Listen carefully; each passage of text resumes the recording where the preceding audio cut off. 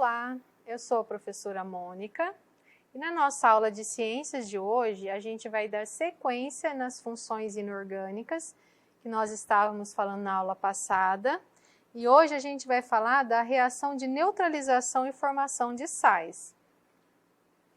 Vamos recordar então o que é uma função chamada sal, que é uma função inorgânica. Então os sais, eles são toda substância que em solução aquosa, ele dissolve, né, ele vai sofrer uma dissociação e ele vai liberar um cátion diferente de H- e um ânion que seja diferente de OH. Um cátion, eu falei ao contrário, ele vai separar um cátion diferente de H+, eu falei H-, um cátion diferente de H+, e um ânion diferente de OH-. Aqui nós temos como exemplo o sulfato de cálcio. Então, quando ele é misturado em água, ele vai dissociar. Então, na verdade, ele se separa. Quando ele se separa, o que separa? A carga positiva da carga negativa. Então, quem é a carga positiva? É o Ca, é aquele átomo que vai doar elétrons numa ligação química. E quem é a parte negativa, que é o ânion? É aquele que vai receber os elétrons que o cátion liberou, que ele doou, certo? Então, por isso ele recebendo, ele tem uma carga negativa. Como que fica uma função aqui do sal, né? Assim como as outras, sempre do lado esquerdo a gente vai ter aquela carga positiva, que é o cátion. E sempre do lado direito a gente vai ter aquela carga negativa, que é o ânion. Aqui nós temos exemplo da dissociação do sal. Então, o sal, que é o NaCl, misturado na água, ele vai separar a sua parte positiva da parte negativa, certo? Então, aqui como cátion, a gente tem o Na+, que ele libera 1 elétron, e como ânion, a gente tem o Cl-, porque ele recebe 1 elétron. Então, a gente separa essas cargas. Nesse segundo exemplo, a gente tem aqui o CaSO4, que é um sal, que é o sulfato de cálcio. Ele dissolvido na água, ele também vai se dissociar, que é a separação, né, de cátions e ânions. Então, aqui, quando ele separa, a gente tem que colocar a carga elétrica dele, né? Então, no caso do cálcio, é o 2+. No caso do sulfato, que é o SO4, é o 2-. Mas como que a gente sabe a carga que ele tem? Então, se a gente for recordar o que nós já aprendemos, o certo seria fazer a distribuição eletrônica desses átomos para saber quantos elétrons eles vão doar ou receber. Mas a gente tem uma facilidade, a gente tem uma tabela, que é uma tabela de cátions e ânions, que a gente pode consultar. Então, vamos usar como exemplo essa equação que a gente fez aqui. Então, eu quero saber a carga elétrica do cálcio numa dissociação. Então, eu vou procurar nessa tabela aqui, que é a tabela de cátions, e vou encontrar o cálcio aqui, ó. Então, o cálcio, quando ele vai dissociar ou ele vai se ligar com alguém, ele sempre vai ter a carga 2+. Então, é mais fácil consultar a tabela, né?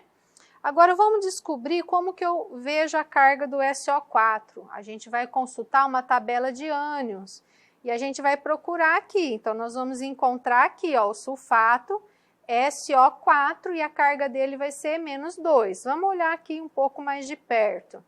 Então, aqui, ó, a carga do SO4 vai ser -2. Então, essa carga que eu vou usar aqui. Se eu quisesse descobrir uma outra carga, por exemplo, do CO3, aqui a gente vai ver que o CO3 ele também tem carga -2. Todos os que estão nessa tabela são bivalentes. Eles têm carga -2. Aqui a gente tem os monovalentes, que têm carga -1, os bivalentes, que têm carga -2, e os trivalentes que têm carga -3, tá vendo? E esse daqui, ó, o tetravalente, tem carga -4. A gente pode usar essa tabela para facilitar, né, a gente entender a carga elétrica que a gente precisa usar na dissociação. Quando um ácido e uma base eles são misturados em água, ocorre uma reação entre essas duas espécies químicas, denominada reação de neutralização, e, consequentemente, ocorre a formação de sal e água como produto final. Assim, é possível dizer que qualquer ácido neutraliza qualquer base e vice-versa, um neutraliza o outro. Aqui nós temos a reação de neutralização do ácido com a formação da molécula de água. Então, na reação química entre um ácido e uma base, ambos em solução aquosa, se a quantidade de íons H+, proveniente do ácido, for igual à quantidade de íons OH- proveniente da base, ocorre a formação de H2O, que é a água. Então, consumindo aí todos os íons H+ e OH-. Então, esse fenômeno ele é representado por essa equação aqui a seguir. Então, o ácido vai liberar um H+, a base vai liberar o OH- e a união dos dois vai formar a molécula de água.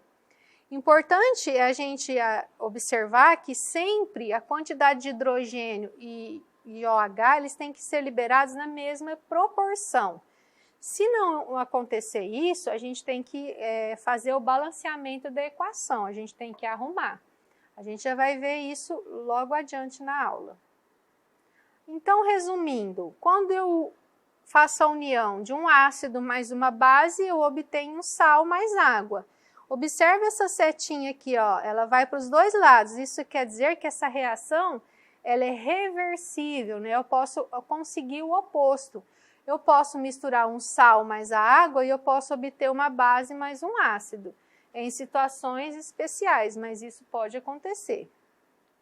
Como exemplo de ácido, a gente tem o HCl, observando que todo ácido começa com hidrogênio na sua fórmula. Como exemplo de base, a gente tem o NaOH, observando que toda base termina com OH, o final da fórmula, e um sal. O sal ele não tem nem hidrogênio no começo e nem OH no fim. Então, observando as fórmulas, você já pode me dizer o que é, se é um sal, se é uma base ou se é um ácido. Então, esse ácido ele liberou um hidrogênio, essa base liberou um OH e eles se uniram e formaram uma molécula de água. O que sobrou foi o NaCl. A parte do cátion veio da base e a parte do ânion veio do ácido, certo? Note que os ânions provenientes do ácido se combinam com os cátions provenientes da base, formando um sal. Nesse caso, disse que ocorreu uma neutralização total. Veja a seguir alguns exemplos de neutralização total com a formação dos respectivos sais em solução aquosa. No primeiro exemplo, a gente tem o ácido clorídrico mais o hidróxido de sódio. Então, aqui o HCl, ele vai sofrer uma ionização, ele vai liberar um H+ e o Cl-. E aqui nós temos o hidróxido de sódio, o NaOH. Ele vai liberar uma hidroxila, que é o OH-, e também o Na+. Observe que o hidrogênio e o OH liberado, eles estão na mesma proporção. Então, aqui a gente vai unir o hidrogênio mais o OH, vamos ter a formação de água. Sobrou o cátion da base e o ânion do ácido, eles vão se unir e formar o sal. Então, o resultado final é sempre um sal mais água. No caso aqui, é o cloreto de sódio mais água. Então, aqui o experimento que foi feito ali na fórmula anterior. Nesse recipiente, nós temos o ácido, na água ele libera o H+. Nesse recipiente, nós temos a base, que é o NaOH. Na água, ele libera o OH-. Misturando essas duas substâncias, a gente tem uma substância neutra, né? Que é o sal. Esse sal, ele está aqui dissolvido na água. Para que eu obtenha ele sólido, é só a gente fazer essa água evaporar. No caso, eu posso aquecê-la para que ela evapore mais rápido. Aqui no exemplo 2, o ácido nítrico mais o hidróxido de magnésio. Então, a fórmula do ácido nítrico, HNO3. Esse ácido, ele libera somente um hidrogênio. Tá vendo que na fórmula só tem um? Então, ele libera um hidrogênio mais o NO3. A base, que é o hidróxido de magnésio. Aqui nós temos duas hidroxilas, né? Porque esse 2 multiplica tudo que está no parênteses. Então, aqui nessa base, na hora da dissociação, ele vai liberar 2 hidroxilas, e aqui no cátion a gente sempre tem que colocar a carga dele, lembra? Se você não souber fazer isso, olha na tabela que a gente falou agora mesmo. De onde vem esse 2 aqui? Ele vem daqui, ó, lembra? A gente inverte, né? Esse 2 é do magnésio, e o 1, que seria do OH-, que é aqui, ó, esse menusinho, iria para o magnésio. Então, esse menos do OH iria para o magnésio. O 1 a gente geralmente não coloca, né? Agora, quando eles se separam, o 2 vai para o magnésio, e o 2 vai para o magnésio, e o 1 que estava no magnésio vem para o OH. A gente inverte os valores. O que a gente vai ter que fazer nesse caso? Como as quantidades de hidrogênio liberado e OH liberado não são iguais, a gente tem que fazer o balanceamento dessa fórmula. Então, a quantidade de OH, vamos ver aqui. A quantidade de OH vai para frente da fórmula do ácido, e a quantidade que eu tenho de ácido vai para frente da fórmula da base. E assim a gente faz o equilíbrio, né, o balanceamento da equação. Lembrando que a quantidade de átomos que eu tenho no começo da reação, que são os reagentes, tem que ser a mesma do final, que são os produtos, né, que é a lei da conservação das massas. Então vamos ver como que ficou então a quantidade de átomos. Colocando esse 2 na frente da fórmula do ácido, eu multiplico todos eles por 2. Então, aqui ele vai liberar 2H+, e a base, né, multiplicando por esse 2 aqui dentro, também libera 2OH-. Então, agora eles estão na mesma proporção. E eles vão formar 2 moléculas de água. Que sobrou do ácido? O NO3, lembrando que ele está multiplicado por 2, né? Tá vendo? 2NO3. E aqui sobrou o magnésio. A gente tem que colocar as suas cargas elétricas, né? Esse 1 do NO3 aqui veio do H, tá bom? Agora, esse magnésio, esse 2, é esse 2 que está aqui. Formando o sal agora. Então, primeiro eu coloco o cátion, que veio da base, depois eu coloco o ânion, que veio do ácido. E esse 2 multiplicando aqui fora. No resultado aqui, né, fazendo o balanceamento da equação, a gente vai ter o sal MgNO3 multiplicado por 2, que é o nitrato de magnésio mais 2 moléculas de água. Tem que fazer prestando bastante atenção, né, porque são números, né, e é uma regra, né, é sempre assim que acontece a dissociação. Vamos fazer agora um exercício para a gente fortalecer o nosso conhecimento aqui a respeito. Então, aqui a gente vai fazer a união de um ácido e uma base para formar um sal. Então, eu vou usar o ácido clorídrico mais o hidróxido de potássio. Em água, né, os dois dissolvidos na água. O ácido ele vai sofrer a ionização, ele vai liberar o H+, esse aqui, e o Cl-. A base ela vai sofrer a dissociação, ela vai liberar o OH- e o potássio aqui, que é o K+. Agora, a gente vai unir o H mais o H+, mais o OH-, e nós vamos ter a formação da água, certo? Vamos usar agora o ânion do ácido mais o cátion da base, e nós vamos ter a formação do sal. E agora a gente tem que fazer o balanceamento da fórmula. Então, primeiro eu ponho o cátion, depois o ânion. Como eles têm 1 e 1, a fórmula vai ser KCl, né? Que é o K1Cl1, então a fórmula ficaria KCl. O nome do sal é o cloreto de potássio. Então, a união do ácido clorídrico mais o hidróxido de sódio forma o cloreto de potássio mais água.